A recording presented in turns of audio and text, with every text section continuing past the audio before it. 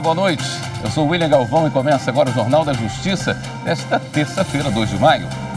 Ministro Alexandre de Moraes do Supremo determina a remoção de anúncios com ataques ao projeto das fake news e dá 5 dias de prazo para a Polícia Federal ouvir presidentes das empresas e permitir esses anúncios em suas plataformas na internet. Esse é um dos destaques de hoje. E você acompanha também nesta edição. Supremo derruba a lei do Distrito Federal que obrigava postos de combustíveis a colocar lacre eletrônico nos tanques.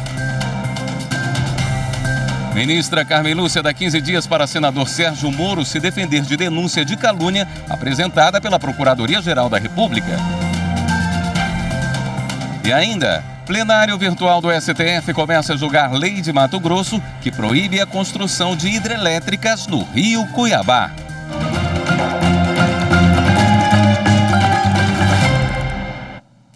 O ministro do Supremo, Alexandre de Moraes, determinou hoje que a Polícia Federal ouça os presidentes do Google, Meta, Spotify e Brasil Paralelo sobre a divulgação de publicidade contrária ao projeto de lei das fake news. Os detalhes com o repórter Renato Rosa.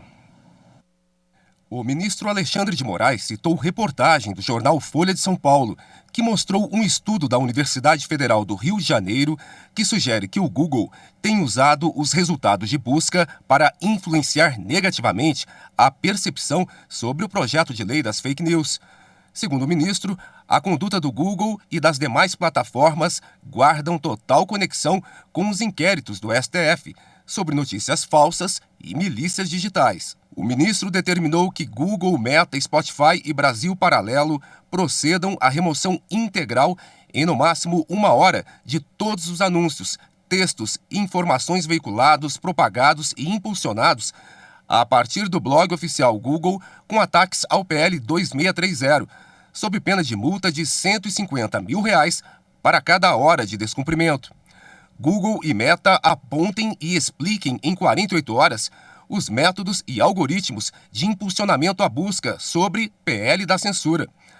Brasil Paralelo e Spotify também devem fazer o mesmo e apontar os motivos de terem veiculado anúncio político do Google e que providências têm tomado para prevenir, mitigar e retirar práticas ilícitas. O ministro Alexandre de Moraes também deu prazo de 5 dias para que os presidentes ou responsáveis pelas empresas Google, Meta, Spotify e Brasil Paralelo sejam ouvidos pela Polícia Federal.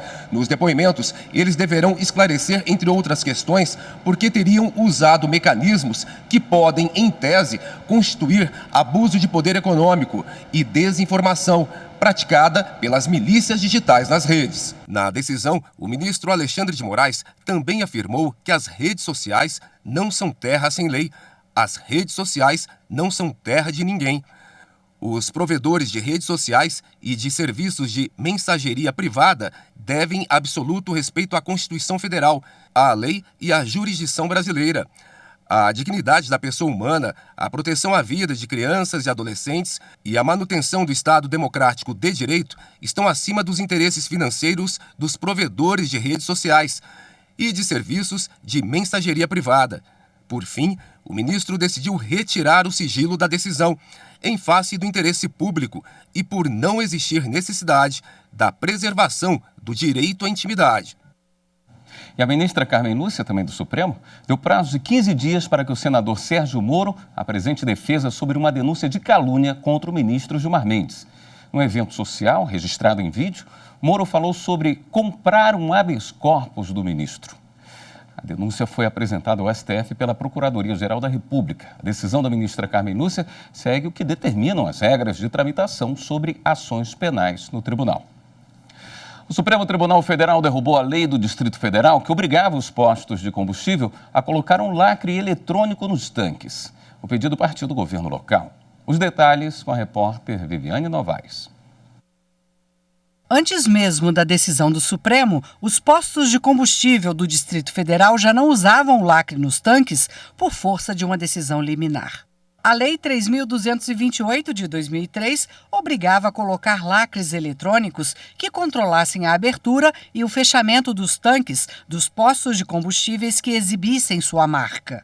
O sistema de lacre deveria ter certificado de conformidade emitido por um órgão credenciado pelo Inmetro. A multa para o posto que não cumprisse era de quase R$11 mil. No julgamento no plenário virtual do STF, o ministro Luiz Roberto Barroso votou a favor da lei. Para o ministro, ela apenas prevê uma forma de garantir ao consumidor que o combustível no tanque vem da distribuidora da marca exibida no posto. A maioria dos ministros, no entanto, invalidou a lei do Distrito Federal. O que prevaleceu no julgamento foi o voto da relatora. Segundo a ministra Carmen Lúcia, todos os postos prestam o mesmo serviço. Como a lei só exige o lacre do posto de marca, o de bandeira branca tem menos custos. A ministra se baseou nos princípios da proporcionalidade, da igualdade e da razoabilidade previstos na Constituição Federal. Para o Sindicato de Postos de Combustíveis do Distrito Federal, o custo com o lacre deixou de pesar para o setor. Para o setor representa um gasto menor de custos, né? Porque de acordo com a lei, da qual eu li completamente a lei, você tinha que ter um investimento de equipamento, que seria o lacre, e além do investimento de equipamento, teria que ter um investimento de recurso humano, porque ele exigia que deveria ter uma pessoa ali constantemente, para qualquer tempo, abrir o lacre para qualquer tipo de fiscalização. Então, esse custo deixou de ser oneroso para o revendedor. A proibição de construção de hidrelétricas no Rio Cuiabá está sendo questionada no Supremo. A alegação é de que a lei de Mato Grosso teria usurpado competência privativa da União para legislar sobre água e energia. A discussão ocorre no plenário virtual. Marta Ferreira tem mais informações. O Rio Cuiabá fica na região hidrográfica do Rio Paraguai. Sua foz é no Rio São Lourenço, próximo à terra indígena Baía dos Guató. E ele conflui com o Rio Manso, próximo à cidade de Nobres, em Mato Grosso. A lei estadual, publicada em agosto de 2022, proíbe a construção de usinas hidrelétricas e pequenas centrais hidrelétricas em toda a extensão do rio Cuiabá. A justificativa é que essas construções causam grande impacto ambiental e social, mudando o curso dos rios e causando o alagamento de grandes áreas. A Associação Brasileira de Geração de Energia Limpa e a Confederação Nacional da Indústria entraram com ação no Supremo Tribunal Federal questionando essa lei. A alegação é de que a norma teria invadido a competência privativa da União para legislar sobre água e energia. Sustentam ainda que essa matéria afeta o equilíbrio do Pacto Federativo, pois cabe à União atuar nessa questão. A ação foi levada para julgamento no plenário virtual. O relator é o ministro Edson Fachin, que não aceitou o pedido feito no processo. Ele destacou que a lei estadual questionada não desconsidera as atividades econômicas. Pelo contrário, conforma tais atividades para que se adequem ao princípio constitucional da ordem econômica, que demanda a defesa do meio ambiente, conforme o artigo 170 da Constituição. Além disso, o fato de o rio Cuiabá ser considerado como bem da União também não acarreta inconstitucionalidade da lei estadual, que busca lhe conferir maior proteção. O relator também afirmou no voto que o Supremo Tribunal Federal já reconheceu que a restrição de atividades nocivas ao meio ambiente, erigida em face das peculiaridades locais, pode legitimamente ser determinada pelos Estados-membros no exercício de competência concorrente. Assim, Fachin votou pela constitucionalidade da norma de Mato Grosso. O prazo para os demais ministros apresentarem voto termina no dia 8 de maio.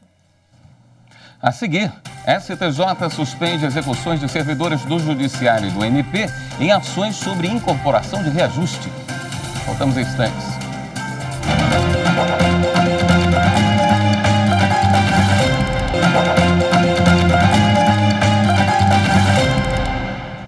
A segunda turma do Tribunal Superior do Trabalho reconheceu a responsabilidade de uma instituição financeira por um quadro de depressão desenvolvido por um bancário com deficiência.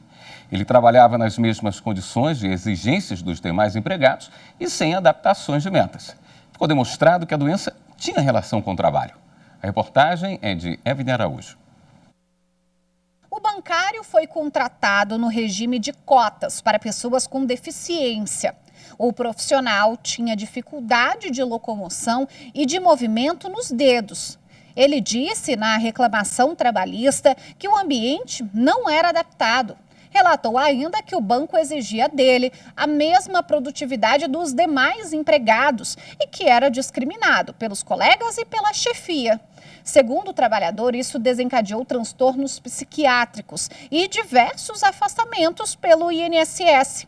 Em defesa, a instituição financeira argumentou que as metas impostas eram adequadas à realidade contratual do mercado e estavam em conformidade com a condição pessoal de cada um. Mas o laudo pericial apresentado no processo atestou que o bancário sofria de depressão e estresse pós-traumático. O Tribunal Regional do Trabalho da 12ª Região, em Santa Catarina, excluiu a condenação do juízo de primeiro grau que havia determinado o pagamento de indenização por danos morais e recomposição salarial ao empregado. Segundo o TRT, a cobrança de produtividade não representa ilegalidade e, sem ilicitude, não há dever de reparação, ainda que o dano exista. O trabalhador recorreu da decisão ao Tribunal Superior do Trabalho. Para o relator do recurso na segunda turma, ministro Sérgio Pinto Martins, a conduta do banco contraria o Estatuto da Pessoa com Deficiência, que garante o direito ao trabalho em igualdade de oportunidades. Segundo o ministro, no caso, a cobrança do mesmo desempenho para o empregado com deficiência configura tratamento ofensivo e discriminatório. Por unanimidade, a turma responsabilizou a empregadora pela doença ocupacional e determinou o retorno do processo ao Tribunal Regional do Trabalho para que examine outros recursos apresentados pelo trabalhador. O Ministério Público Federal conseguiu na Justiça a expedição de ordem judicial para a desintrusão da terra indígena Alto Rio Guamá, no Pará. A operação foi lançada nesta terça-feira e vai até julho. A repórter Madeleine Machado acompanhou a coletiva de imprensa que anunciou o início dos trabalhos. O anúncio do início da operação de desintrusão da terra indígena Alto Rio Guamá, no Pará, que será coordenada pela Secretaria-Geral da Presidência da República, foi feito em coletiva para a imprensa nesta terça-feira. Nós tivemos, então, a cobrança do Ministério Público Federal no dia 6 de fevereiro. Nesse ínter, até o dia 10 de março, nós fizemos a primeira agenda presencial em Belém do Pará. E agora, coordenando esses órgãos do governo federal, numa parceria importante também com o Ministério Público Federal do Pará, também com a Justiça Federal daquele estado, nós estamos agora, no dia 3 de maio, a partir de amanhã, iniciando o processo da desintrusão da terra indígena do Alto Rio Guamá. O Ministério Público Federal participa da operação de desintrusão que está prevista para ocorrer entre os meses de maio, junho e julho. Durante o primeiro mês, as famílias não indígenas precisam deixar de forma voluntária a área, levando todos os seus pertences. A partir de 1º de junho, o Estado passa a retirar os não indígenas que ainda não tenham saído de maneira voluntária do interior da terra indígena. O objetivo da ação é cumprir ordem judicial expedida há mais de uma década. A terra indígena Alto Rio Guamá foi homologada em 1993. Em 2002, o Ministério Público Federal ajuizou a ação de reintegração de posse, pedindo a retirada de não indígenas do interior da terra. A Justiça Federal deu ganho ao MPF em 2014. Não havia como se fazer uma operação sem que vários órgãos públicos, o aparato estatal todo, desde a reforma agrária até polícia de choque, pudesse estar presente diante dessa complexidade dessa área, dessa desintrusão. E foi exatamente por isso, creio eu, que houve a grande demora, porque nós precisávamos não só da ordem judicial, que nós obtivemos, mas também da sensibilização do governo federal de que nem o Estado sozinho, nem o governo federal sozinho poderia fazer desintrusão dessa área. A área é um dos mais antigos territórios indígenas reconhecidos pelo Estado brasileiro. Cerca de 2.500 indígenas de etnias como Tembé, Capó e Auaguajá vivem atualmente no local. A Fundação Nacional dos Povos Indígenas, FUNAI, também participa da operação. O governo federal como um todo nunca conseguiu dar a posse plena e usufruto exclusivo da terra indígena aos seus habitantes, os povos indígenas, como prevê a Constituição. Nesse sentido, a FUNAI vem fazendo não só o levantamento fundiário, quanto fez as indenizações devidas e tem contribuído com informações para justamente nessa ação coordenada pela Secretaria-Geral a gente conseguir avançar e entregar a terra indígena para os povos indígenas. Ministro do Superior Tribunal de Justiça suspendeu execuções de servidores do Judiciário e do Ministério Público em ações sobre incorporação de 13%. Repórter Kátia Gomes tem mais informações.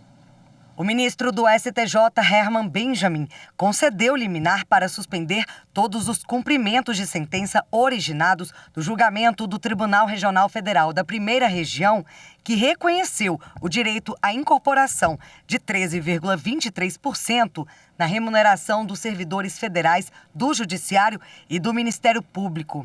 A liminar também ordenou o bloqueio dos precatórios e das requisições de pequeno valor relacionados a essa incorporação. As medidas decorrem da decisão do ministro de dar efeito suspensivo ativo ao agravo da União contra a decisão do TRF1, que não admitiu o recurso especial interposto pelo ente para reverter o julgamento sobre o percentual.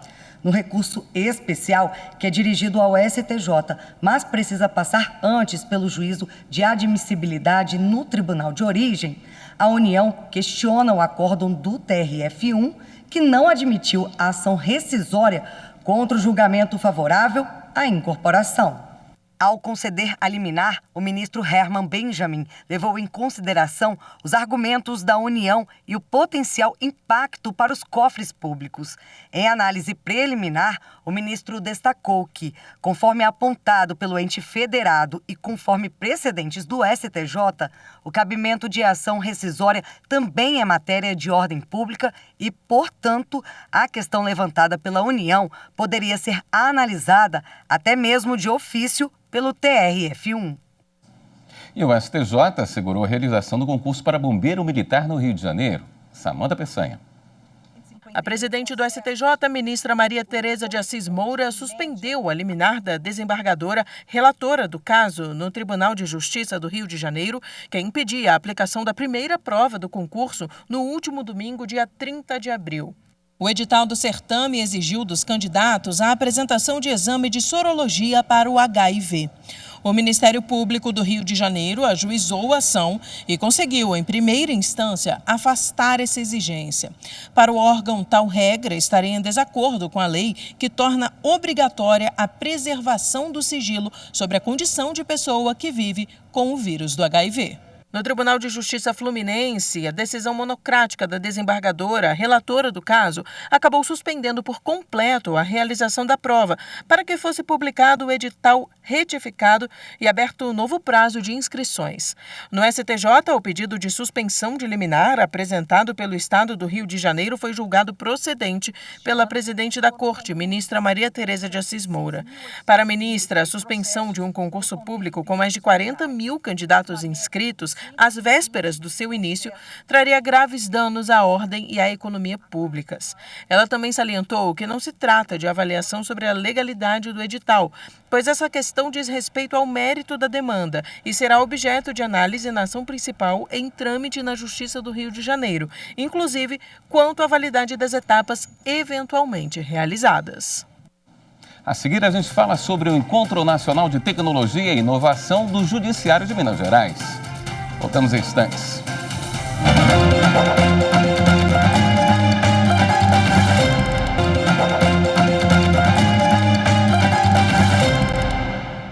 Na sequência do Jornal da Justiça, tem sessão plenária do Tribunal Superior Eleitoral. O repórter Guilherme Glória tem os destaques da pauta direto do TSE. Na sessão de julgamentos de hoje, o TSE deve julgar 2 recursos que questionam a diplomação de uma candidata a deputada estadual eleita por Minas Gerais nas eleições do ano passado. Chiara Teixeira Biondini tem as condições de elegibilidade contestadas. Segundo o adversário, a candidata do Partido Progressistas completou 21 anos, que é a idade mínima para ser empossada, uma semana após o prazo previsto na Constituição de Minas Gerais e, por isso, não deveria ter sido eleita. O relator do caso é o ministro Raul Araújo. A sessão começa logo mais, às 19 horas. O Tribunal de Justiça de Minas Gerais foi sede da 10ª edição do ENASTIC, o Encontro Nacional de Tecnologia e Inovação da Justiça Estadual. Repórter Renata Marques acompanhou e conta como foi. No hall do TJMG, a galeria deu lugar a uma exposição de tecnologia. tem software de proteção de dados. A gente trabalha a proteção do dado de forma a proteger o que mais importa para o tribunal, que é a integridade do dado. Então a gente aplica técnicas de criptografia, controle rigoroso de acesso, de forma que evita um ataque cibernético, por exemplo. De educação, consultoria e criação de conteúdo. A gente ajuda hoje, na parte de consultoria para inovação. Então, toda instituição que queira acelerar o processo de transformação digital e inovação, a gente tem uma série de programas e produtos voltados para esta área. Então, a gente está aqui para ajudar aí nesse processo de transformação da justiça. E entre diversos outros serviços de gestão administrativa. A gente atende em torno de 10 tribunais de justiça no país já. E onde a gente promove aí, ajuda os tribunais a desenvolver toda a área de gestão administrativa, financeira, tentando, buscando ajudar os tribunais a evoluir na questão de gestão das suas administrações. Toda a estrutura disponível aqui integra o Enastic, um encontro que tem como objetivo discutir assuntos relevantes para a implantação de metodologias que possam favorecer o trabalho da justiça em todo o país. O presidente do TJMG, desembargador José Arthur Filho, falou do interesse em democratizar o acesso ao judiciário por meio da tecnologia e citou a criação dos fóruns digitais que visam conectar a justiça a quem precisa do serviço. É mais uma vez a justiça se aproximando da sociedade. Vamos iniciar com um piloto de 4 ou 5 fóruns digitais, as prefeituras vão doar os terrenos e o tribunal se encarregará de fazer as obras. Obras essas absolutamente modernas, em steel frame, usando reuso de água de chuva, células fotovoltaicas, ou seja, fóruns digitais sendo também inovadores no aspecto construtivo. Governança corporativa, planejamento estratégico e inteligência de dados também foram temas abordados. O superintendente de Tecnologia e Informação do TJMG, desembargador André Leite Praça, falou sobre as principais iniciativas do tribunal na área de informatização. Encontros como esse são fundamentais, porque nós temos a oportunidade de trocar experiências e trocar casos exitosos como esses. No caso aqui, nós estivemos apresentando aqui a experiência nossa, uma delas mais importante e impactante para nós, é a aplicação das nuvens pública na gestão dos nossos dados e sistemas. Então, nós estamos concluindo um processo, foi todo elaborado com muito cuidado, e a nossa expectativa é que já no mês de maio, mês que vem, nós possamos levar para a nuvem quase todos os nossos dados e sistemas. E com isso a gente ganha em redundância, ganha em segurança. A gestão dos dados passa a ser feita de uma maneira muito mais eficiente e segura para a instituição. A troca de experiências por meio da exposição de cases de sucesso está entre as propostas do Enastic. A ideia é compartilhar saberes e identificar metodologias que possam ser implementadas a fim de facilitar o acesso do cidadão aos serviços prestados pelo Judiciário. O Enastic é o Encontro Nacional de Tecnologia e Inovação. Ele acontece, estamos em sua 10ª edição em relação à Justiça Estadual. Todo ano ele ocorre em um tribunal e este ano nós estamos recebendo aqui no Tribunal de Justiça de Minas Gerais. O objetivo é reunir as equipes de TI, de Tecnologia de Informação desses tribunais, para debater temas que sejam relevantes para esses tribunais. No nosso caso, de forma inédita, nós conseguimos reunir todos os 30 tribunais do país, os 27 tribunais estaduais e os 3 tribunais de justiça militares. E nesse evento, nós trazemos os principais cases de inovação. As TIs dos tribunais já têm o costume, essa modus operandi de conhecer outras experiências e para levar para os seus tribunais. Esta é a 10ª edição do encontro. Tornar o judiciário mais célere está entre os desafios, como revela o organizador do encontro. Big Data, Analytics, Blockchain, tem uma série de tecnologias que para que elas possam ser usadas, a gente precisa ter os dados, e o dado vem com a digitalização. Nós chegamos a quase 100% de processos digitalizados. Nós já temos os dados. Agora é usar esses dados para melhorar, diminuir o tempo de julgamento, diminuir a experiência, essa experiência tão longa de um processo julgado, de uma sentença. Esta edição do Jornal da Justiça fica por aqui. Uma excelente noite para você e até amanhã.